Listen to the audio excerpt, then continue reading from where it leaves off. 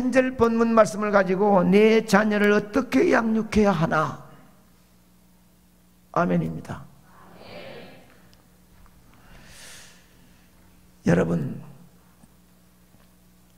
한 번 가는 인생 나간의 길인데 어떻게 사는 것이 참 가치 있고 보람 있는 삶이겠습니까?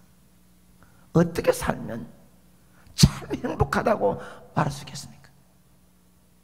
각각 나름대로 사람들이 답이 다르겠지만은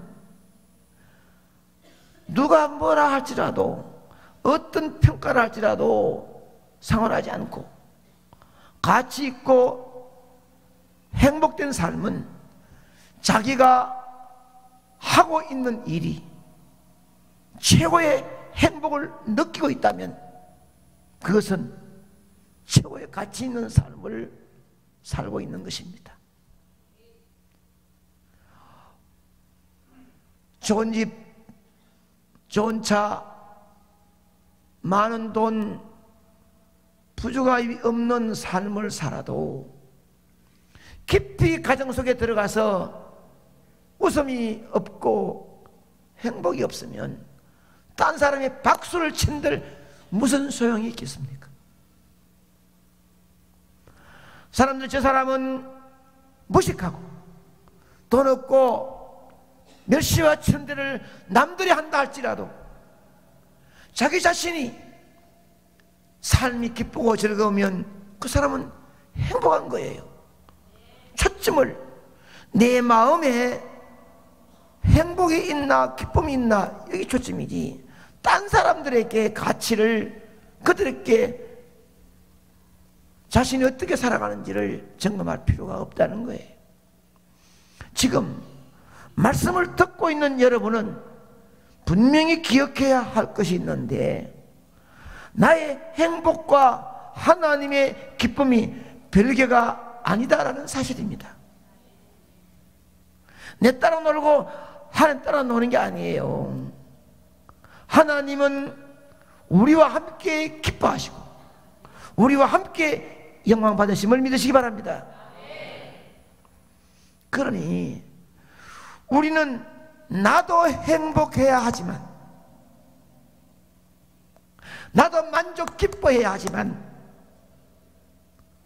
나 때문에 내 혼자만 행복하고 내 혼자만 기뻐하는 것이 아니라 나 때문에 하나님도 영광을 받을 수 있어야 된다는 것입니다. 본문은 아비들아 너희 자녀를 노엽게 하지 말고 오직 주의 교훈과 훈계로 하라.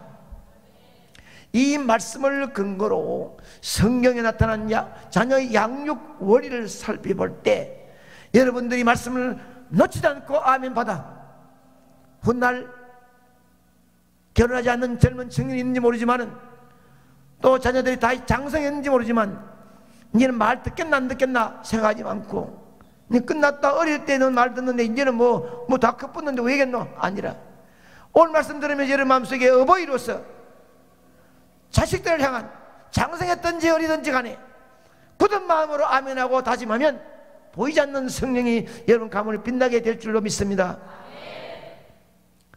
내 자녀를 어떻게 양육해야 되느냐? 첫 번째는 주님을 향한 꿈을 가슴에 품고 자라도록 양육해야 합니다. 할렐루야. 묻습니다. 여러분 자녀를 어떻게 양육해야 합니까? 아멘입니다. 여러분이 고백한 대로 여러분의 자녀들은 주님을 향한 물질이나 명예나 지위나 세상이 아니라 주님을 향한 꿈을 가슴에 품고 자라도록 양육해야 될 책임이 있는 줄 믿습니다. 우리는 하나님이 주신 꿈을 가슴에 품고 온갖 어려움을 이겨내고 마침내 성년 요셉을 알고 있습니다. 그런 창세기 37장에 보면 꿈을 꾸지요. 첫 번째는 형들의 곡식단이 자기들을 향하여 절을 하는 꿈이었고 또 하나는 11별과 해와 달이 자신을 향해 절하는 꿈이었습니다.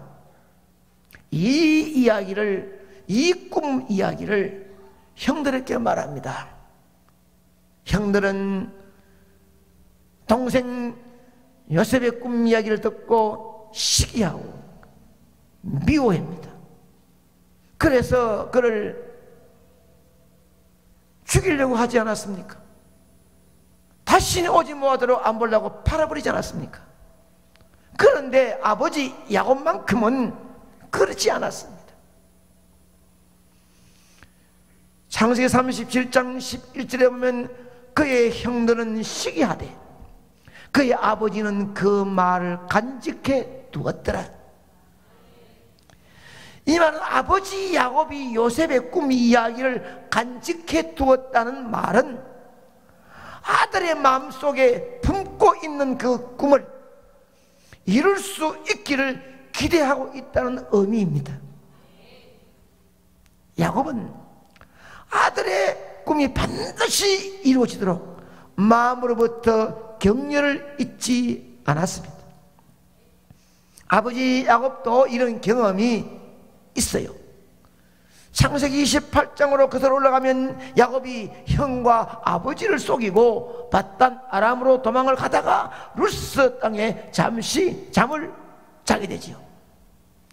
그는 잠을 자다가 꿈속에서 하나님을 만나게 되고 두 가지 약속을 받게 됩니다. 첫 번째 약속은 네가 누워있는 땅을 내가 너와 네 자손에게 주겠다라는 약속이고, 두 번째 약속은 내가 너와 함께 있어 네가 어디로 가든지 너를 지켜주겠고 너를 이끌어 이 땅으로 돌아오게 해주겠고 내가 네게 허락한 것을 다 이루기까지 너를 떠나지 않겠다라는 약속을 합니다. 중요한 것은 야곱은 하나님으로부터 도저히 상상할 수 없는 약속을 받았습니다. 그런데 그 약속이 어찌 됐습니까? 이루어졌나요? 안 이루어졌나요? 이루어졌습니다. 야곱 자신도 도저히 이해할 수가 없는 그 받은 약속의 꿈을 자기의 현실로 다가왔던 사실을 경험했어요. 그러니까 자신의 경험을 토대로 해서 상상할 수 없는 꿈이었지만 현실로 이루어진 경험을 가슴에 안고 아들이 말한 것을 절대로 이룰 수가 없지만 이것 꿈도 하나님 분명히 이루어 주실 것이다 믿음을 가지고 격려했다는 것입니다. 아멘. 부모된 우리는 자녀들이 주님을 향한 꿈을 꿀 수 있도록 기도해 주어야 할 책임이 있습니다. 자녀를 어떻게 양육해야 하나? 하나님께 쓰임받을 수 있는 믿음의 거정이 되도록 양육해야 됩니다. 여러분 고백하시 묻습니다. 어떻게 양육해야 됩니까? 자녀들을 하나님께 쓰임받을 수 있는 믿음의 거정. 아멘. 여러분이 고백한 대로 이 말씀이 내려가거들랑 그대로 실행할 수 있길 바랍니다. 본문은 자녀를 믿음의 거장으로 만들어가기 위해서는 말씀으로 교훈하며 훈계하며 양육하라고 말씀하고 있습니다. 잠언 22장 6절에 보게 되면 마땅히 행할 길을 아예 가르치라. 그러면 늙어도 그것을 떠나지 아니하리라고 말씀하고 있습니다. 우리나라 부모님들은 교육 열정이나 물량적인 투자는 세계 어느 나라보다도 앞서 있어요. 부모님은 못 먹고 헐벗어도 허리띠 졸라매고 아이들의 공부 시키는데 다 투자하는 거 아닙니까? 교육비가 엄청나게 많이 들어가요. 그런데 이스라엘은 우리와 자녀 교육 열정은 비슷한데 자녀 양육 방법은 우리보다 훨씬 탁월합니다. 그러면 유대인의 탁월한 양육 방법이 무엇인지 알아볼 필요가 있어요. 중동의 작은 나라 이스라엘은 지금 거기는 300몇만, 몇십만 명, 50만 명 안 살아요. 전체 흩어져 있는 세계에 약 1,500만 명이 흩어져 삽니다. 유대계 혈통이 500명 이상 사는 나라로 세계 70개국이 흩어져 있는데 그중 가장 많이 사는 곳이 미국입니다. 600만 명이 살아요. 미국 인구로 볼 때는 약 3%밖에 안 되는 거예요. 그런데 그들은 미국 월가의 돛줄을 잡고 있습니다. 세계 저널리즘의 핵심인 뉴욕타임즈나 워싱턴 포스트를 쥐고 있습니다. 텔레비전으로는 NBC, CBS, ABC 3대 네트워크가 모두 유대계 것입니다. 미국의 원자력 개발은 유대인이 독점하고 나사의 과학자의 과반이 유대계이고 맨하탄의 빌딩 주인의 40%, 전 미국 변호사의 20%, 미국 뉴욕의 의사의 과반수가 유대인이라는 것입니다. 스탠포드 대학의 심리학자 젠센이라는 학자는 유대인의 지적 능력이 세계 다른 민족에 비해서 월등하게 우수한 것이 아니라는 거예요. 비슷하다는 겁니다. 그런데 깜짝 놀라도록 우수한 민족으로서 세계 중심에 서 있을 수 있는 것은 특별한 이유가 있지 않겠나요? 있습니다. 그것은 바로 믿음의 거장으로 만들어가는 것이기 때문입니다. 다시 말하면 성공의 비결은 하나님을 향한 신앙을 가지게 하는 것입니다. 아멘입니다. 유대인은 1700년 동안 나라 없는 민족으로 세계를 유리하며 살면서도 어려서부터 13세까지 어떤 어려움이 있어도 신앙을 통한 의지력과 사명감과 열정은 가슴 깊이 확실히 심어 주었다는 것입니다. 그들은 그 수많은 고난과 외로움 속에서도 신앙을 지킬 수 있었던 것은 자녀를 향한 독특한 양육 원리가 있었기 때문입니다. 무슨 특별한 양육 원리가 그렇게도 천수백 년 동안 흩어져 고난과 시련의 많은 가운데서도 그렇게도 양육을 잘할 수 있는 비결이 무엇이냐? 유대인의 자녀들은 그 어려운 여건 속에서도 넘어지거나 좌절하지 아니하고 신앙을 지켜왔어요. 세계의 역사를 바꿀 수 있었던 중심에 당당히 섰어요. 그러면 유대인은 자녀에게 어떤 양육 원리를 사용했는지 궁금하지 않으십니까? 이 말씀 여기까지 왔는데 들으면서 나도 내 가정에 유대인들이 쓰는 양육 방법을 나도 배워서 내 가정의 자녀들에게 늦지만은 직임을 해야 되겠다. 그러면 내 가정의 자녀 가문 가운데서 시대적인 세계적인 아름다운 중심에 선 인물이 나오지 않겠나 하는 욕심을 가지기를 바랍니다. 우리도 유대인의 어떤 양육 원리를 사용했는지 알고 그대로 실행해 봐서 여러분 자녀들이 세계 역사 중심에 든든히 서고 주님께 영광 돌리기를 주 이름으로 축복합니다. 이 독특한 양육 교육 원리는 신명기 6장 4절에서 9절까지 근거한 쉐마 교육입니다. 이 쉐마 교육은 하나님의 말씀을 들려주고 들은 말씀을 그대로 실행케 하는 것입니다. 쉐마 교육이 뭔지 시작. 하나님의 말씀을 들려주고 그런 말씀을 여기서부터 잘 들어야 돼요. 신명기 6장 4절 9절까지 말씀을 제가 이제 선포하는 겁니다. 이스라엘아 들으라. 우리 하나님 여호와는 오직 유일한 여호와이시니 너는 마음을 다하고 뜻을 다하고 힘을 다하여 네 하나님 여호와를 사랑하라. 이것이 하나님이 이스라엘 유대계 부모에게 주신 자녀를 향한 명령입니다. 그 다음 보면 오늘 내가 여호와입니다. 내가 네게 부모에게 명하는 이 말씀을 너는 마음에 새기고 네 자녀에게 부지런히 가르치며 집에 앉았을 때든지 길을 갈 때든지 누워있을 때든지 일어날 때든지 말씀을 강론할 것이며 너는 그것을 네 목에 매며 네 손목에 매며 기호를 삼고 네 미간에 부채표를 삼고 네 집 문설주와 바깥문에 기록하라. 언제나 자녀들에게 이렇게 선포하고 실행하도록 하라는 거예요. 이걸 쉽게 제가 말씀을 다시 드릴 테니까. 다시 말하면 유대 부모는 자녀들에게 말합니다. 얘들아 잘 들으라. 하나님은 오직 유일한 여호와이시니라. 그러니 너는 마음을 다하고 뜻을 다하고 힘을 다하여 네 하나님 여호와를 사랑하도록 하라. 어떤 일이 있더라도 어떤 고난이 닥쳐와도 절대로 하나님 사랑하는 마음을 변하지 말아야 하느니라. 알겠느냐?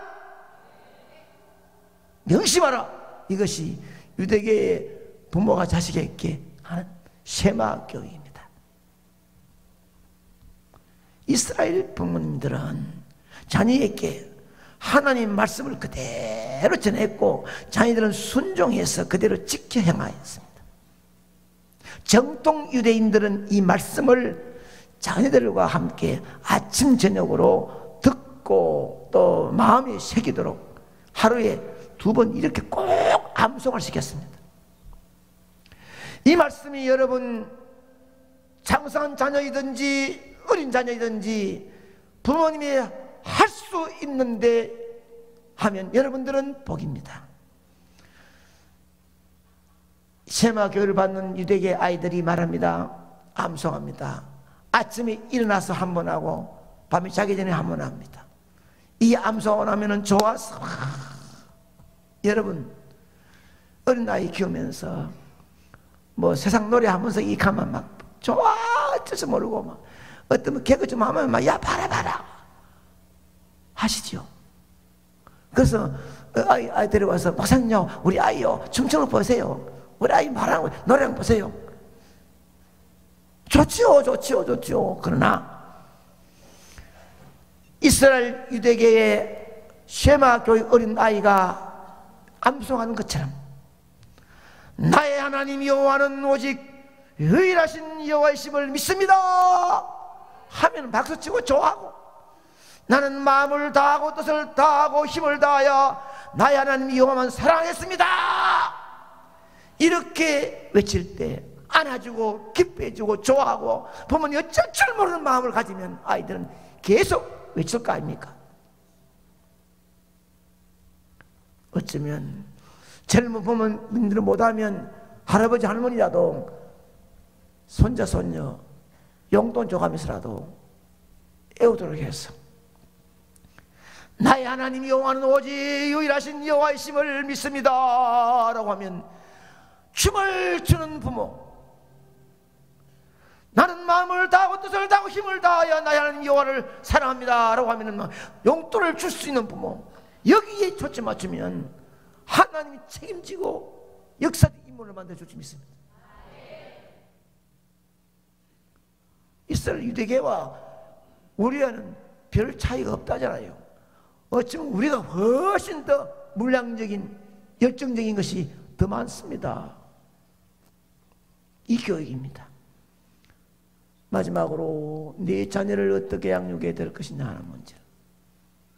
승리를 향하여 가는 동안 어떤 어려운 시련도 이겨낼 수 있어야 합니다. 어떻게 양육해야 됩니까? 하는 동안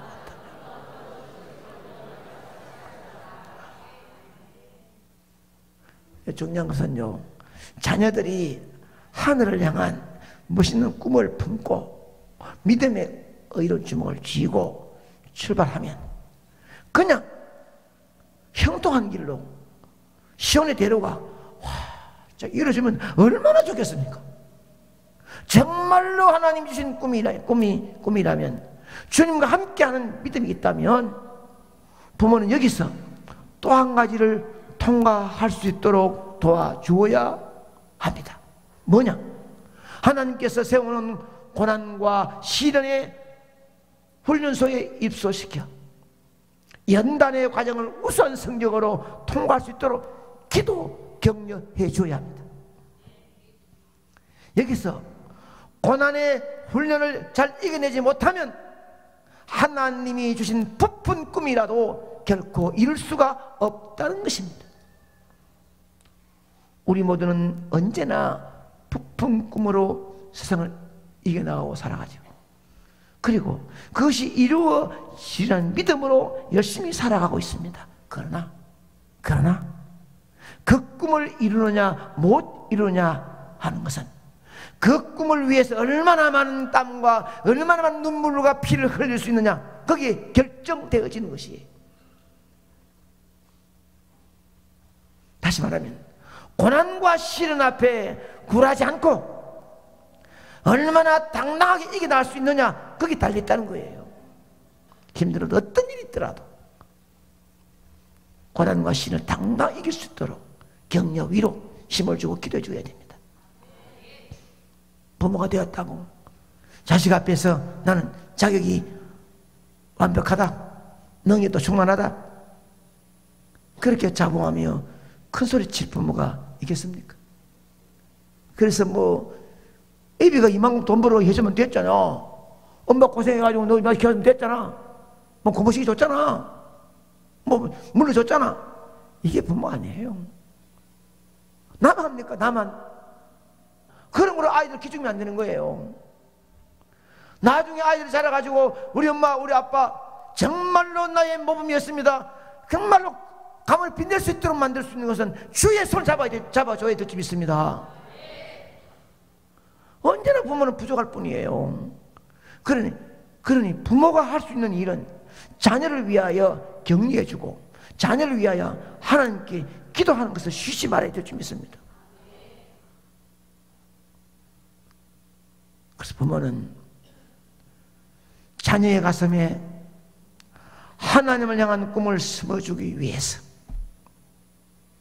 자녀가 믿음의 거장으로 자라나기 위해서, 자녀가 어떤 시련도 주님과 함께 이겨나갈 수 있게 하기 위해서 격려해주고 기도해줘야 될 막중한 책임이 있음을 명심하시기 바랍니다. 아버지기 때문에 엄마 때문에 큰 소리 칠 수 있다고 고함 질 수 있다는 자격이 부모에게 있다는 걸 생각하지 마세요. 아들 팍팍 기죽인다고 부모님 노릇하는 거 아니옵시다. 만일에 여러분이 방금 말씀한 대로 격려해주고 기도해주고 한다면, 이 책임을 다한다면 여러분 자녀들은 승리로 향할 수 있을 것이고 부모는 한없이 행복할 것이고 하나님은 능력의 손을 들고 가정 위에 승리와 행복을 선포해 줄 줄로